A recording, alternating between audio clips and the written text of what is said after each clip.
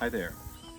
Today I'm going to talk about how we wire in some of our remote buildings. I guess wire is not the right word because we use a lot of wireless around here. On our farm we have a lot of small outbuildings, specifically barns that we've built out of sheet metal for the animals. We've got a goat barn, we've got a pig barn, we've got a regular barn that stores the hay. The problem with a mesh network like what we have talked about in other videos and like what we use on the farm here is that it works great across clear spaces. It even does okay through trees, but it doesn't do well going through metal. These little buildings act like a Faraday cage. So I found a little hack that I think works pretty well. I'm going to show you to get inside these metal buildings. Plus, this is something I get a lot of comments on my mesh networking video. It's something that everybody faces because tin buildings, tin roofs, any kind of metal just absolutely kills a wireless signal of any kind. Anything that runs in the commercial grade 2.4 to 5.8 gigahertz. So what I've been doing is putting the mesh units inside the barn itself. Problem is they can't see the one upstream. What works really well is if you can run a wire from them to the next one. That works really well because it's not relying on a wireless backhaul to get upstream to the internet. But if it's too far to run Cat 5 or Cat 6 or even fiber, it's a lot of times fiber is just cost prohibitive, and sometimes the terrain between point A and point B isn't conducive to running cable. So what I've started using is a wireless bridge. In a lot of ways it is superior to running a wire. One, you don't have to run a wire. Two, you can get really fast speeds up to gigabit with clear line of sight. In reality, I get 100 to 150 megabits, which for internet service in a barn is just fantastic. Because the main thing we're running from a use case scenario is just having internet on our phones when we're sitting out there watching a pig give birth at 3 a.m. It's nice to be able to have some internet. Also to run small surveillance cameras so that we can keep an eye on the animals. The other nice thing about a wireless bridge versus being wired is you actually can go a lot farther than you can with wire. With Cat 5, you're limited to about 100 meters or 300 feet approximately. With these, with clear line of sight, you can actually go upwards of 10 kilometers, supposedly. I've never tested it. I've only got 12 acres, so I don't have 10 kilometers to try to traverse. These will go through a little bit of foliage and vegetation, not a ton. Trees, not much of a problem. For every bit of obstruction you have, you're going to lose a little bit of throughput. But again, that's generally okay. The worst place on my property is going up my driveway, and there are lots of walnut trees, lots and lots. And when it's leafed out, I probably drop down to 20 or 30 megabits of throughput versus in the wintertime, I'll get upwards of 100 to 120. So let me just show you how these work, and then we'll actually install a set of them. This brand was one that was sent to me. The writing on it says UNLA. Frankly, there are lots of them on the market. This one, I like a few things about it, and I will get to that as we go on. I guess I can show you now. One of the big things I do like about it is it has a strength meter on the back. So it will show you how strong your signal is. The other thing I like about it is it comes in a 2-pack. A lot of them come single, then you have to buy 2, so you may mistakenly think you're getting a deal. This has a twin pack right there in the package. The other thing I like about this one is it comes with a mounting kit. And it's not just a standard mounting kit, it is on a ball, so you can actually rotate it once you install it and point it, so it's a lot more flexible. Some other ones that I've used just hang on the side of a building. You have to figure your own mounting, and then it's hard to aim if you need to make a small adjustment. It also comes with some straps to hold it down, Ethernet cables, and power bricks. The power brick is also a PoE injector. So all that you have to run outside of your building is going to be one Ethernet cable. You can use the one that it comes with, or you can use a longer one. I'll typically use a longer one and put my own end on it. That way I can put a smaller hole in the building and put my own RJ45 end on the cable and not have to drill a hole that's the size of the entire RJ45. If you don't have the tools or don't know how to do an RJ45 end, not a big deal. Just make the hole a little bigger and put some foam or some caulk around it. The other thing I was going to show you, not only does it have the strength meter, it actually has a little level, so you can know if it's up straight. It doesn't really affect the usability. I mean, it'll work in any orientation, but as somebody who likes to have things level and straight, I find that to be kind of nice. So the way that these will hook up, let's just pretend that we put a couple of these things back in here, and it does come with a book with some instructions.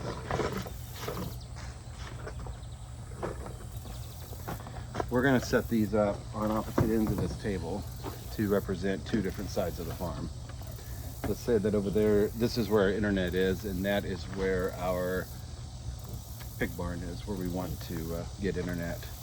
What I'm going to do is take this Cat5 cable. We're going to plug it in to the PoE port on the, you'll see here we've got PoE and LAN. We're going to plug this into the PoE side, plug it into power, imaginary power, and then plug it in right here.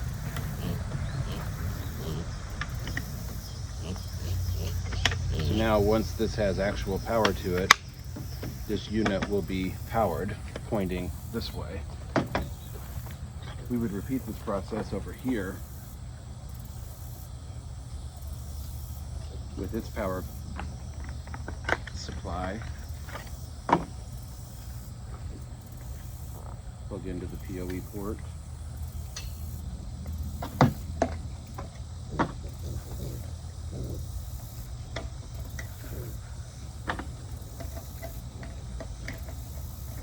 From a details perspective, I do like the little cutouts on the cover here. Those are a nice touch. I have used some of these that don't have that. When you're using these outside, wasps, mud daubers, any other kinds of critters get up in there and lay eggs and nests, and that's never fun. So you plug this into power. With just this setup, you've got a point-to-point connection. So there's an Ethernet connection running across these. This could be across a field, it could be a couple hundred feet, it could be several kilometers. The cool thing about this is basically the equivalent of having a big network cable run across your property, wherever that is. To hook up a device to it, what I would do is hook up a mesh network unit. I use the TP Link Decos, but anything you wanted to use, if you wanted to use the Eros or any kind of mesh, you could just hook up the one that's upstream into the LAN port on your PoE injector. So this would be hooked up to wherever your internet's coming from. And then on the other end, plug in whatever's going to give your internet to your clients. In this case, it would be a secondary mesh network unit. So plug it in here. This is inside your building, weather protected, wherever you have your power. And it's going to basically act like it's connected via Ethernet to the other end of the so-called cable, which is wireless. We use this all over our farm. We've got 4 different areas on our farm that we have connected with these. We're going to hook up our 5th one today with these, so that you can see it in action. The other thing that you can do, you don't have to hook up mesh network on this. This could be wired in to a switch that's plugged directly into your internet source, and the other end could be a security camera. It could be a computer. It can be anything. It can be a point-to-point network, or it can be a multi-point to multi-point. Based on your needs, it can do either. And that's another thing that's really cool about this. If you know networking, if you're not a networking person, this may not mean much to you, but this is all running at layer 2. This is the equivalent of a piece of wire. So just think of it like that. If it seems overwhelming and you don't say, I don't know how to use, you know, all this fancy wireless stuff, just remember layer 2 is the cable layer, effectively. It's the physical layer. And as long as you're on the same channel, which when this is plugged in, there's a little LED here, and you can plug it, it'll be A, B, C, D, E, F, and 1 through 6, I believe. So those are all the different channels you can choose. As long as these two and any other ones you have are on the same channel, it'll just connect up and work. You'll be able to verify that with the LEDs on the back. The only other thing I wanted to talk about here that we haven't talked about is the fact that this doesn't have to be point to point. It can be point to multi-point, which is how I do use these on my farm. In my central location, where my internet comes in, I have one of these, and it's the master one. And then I have multiple ones at different locations across the farm. As long as they're within about a 75 to 80 degree spread, maybe more like at least 90 degree spread. As you're standing at the main point, as long as you can see all of them within about 90 degrees, multiple ones can come back and talk to this. So you don't have to have a pair of these for every location. You just have to have the one master one and multiple remote node ones. I hope that makes sense, because that's where the thing gets really beneficial on a small farm.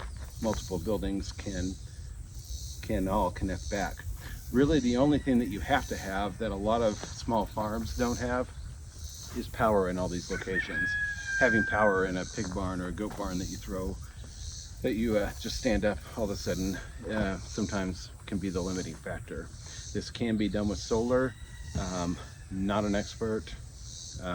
You'll have to get some other resources as far as that goes, because these do run on power over Ethernet, and they do require a 110 to step down. I know that you can do this with DC, which is what your solar panels put out without having to go to an inverter, which would just be a waste. But that is not my bailiwick, so you're gonna have to go somewhere else to find that info.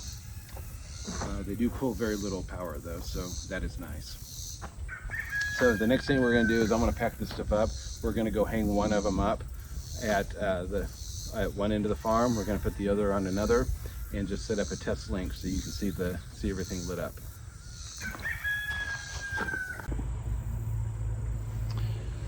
Okay, we're back. I have the wireless bridges installed, and handily I picked a 95-degree day to do it, so yay me. But you can see the one is installed right here. The cable's a little exposed. I haven't cleaned it up yet because I wanted to be able to show you on the video, and once I clean up the cables it'll be harder to tell exactly what happened, what we did.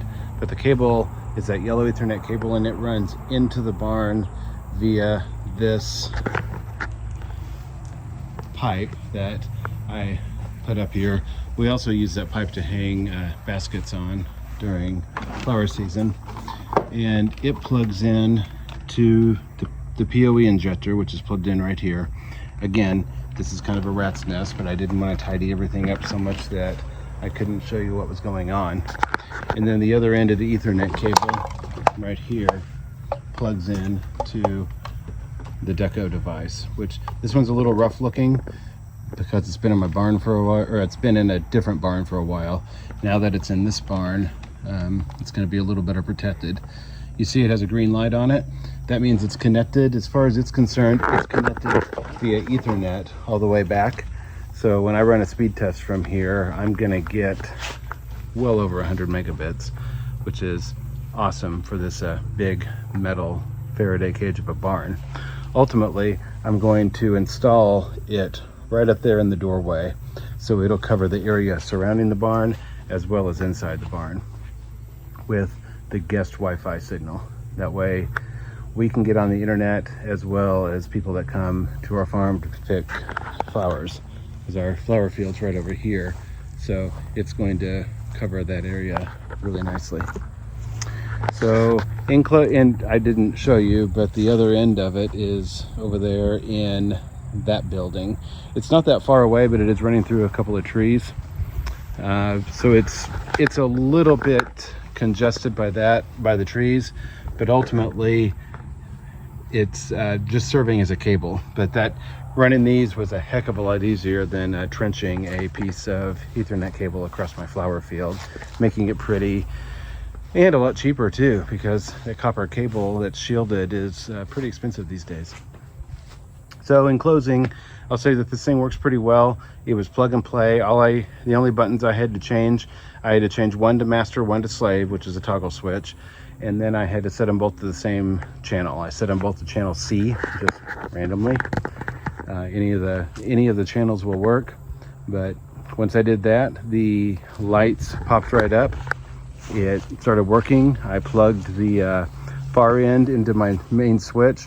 I plugged this end into the deco and waited about 20 seconds and it was up and going. So I strongly recommend these. You'll see links in the comments or in the notes about this wireless, where you can purchase it or where you can view it. It is on Amazon. We do get an affiliate commission if you buy it through our links, so we really appreciate that. That's the only payment we get. I did not get paid by the company for this video, but we do get affiliate commissions if you found this something you can use and you purchase it. I hope this was helpful for you, and you'll tune in for other videos. Thank you.